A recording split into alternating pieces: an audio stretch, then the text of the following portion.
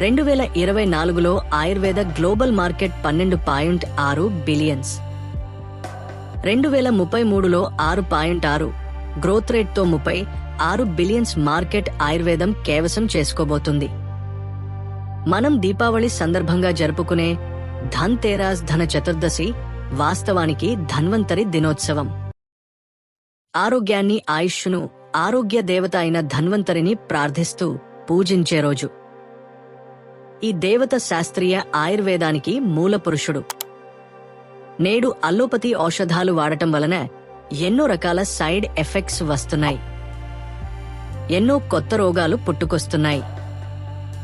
దీర్ఘ జీవనానికి, సమస్త వ్యాధులను నివారించడానికి ఎన్నో ఆరోగ్య సూత్రాలను ఆయుర్వేదం అందించింది.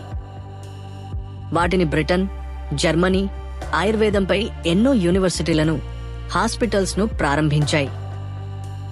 యూరప్లో ఎన్నో కంపెనీలు నేడు ఆయుర్వేద ప్రొడక్షన్ అమ్ముతున్నాయి. మనల్ని విమర్శించిన వాళ్లే మన ఆయుర్వేదాన్ని భుజాన ఎత్తుకున్నారు. వాళ్లు వాడే ఆయుర్వేదంలో మనం 1% కూడా వాడటం లేదు. ఇలా ఎందుకు జరుగుతుంది? ప్రతి భారతీయుడు తరచి చూసుకుని ఆలోచించాల్సిన సమయం ఆసన్నమైంది. ఇప్పుడు మన ఆయుర్వేదం ప్రపంచానికే దిక్సూచిగా మారింది.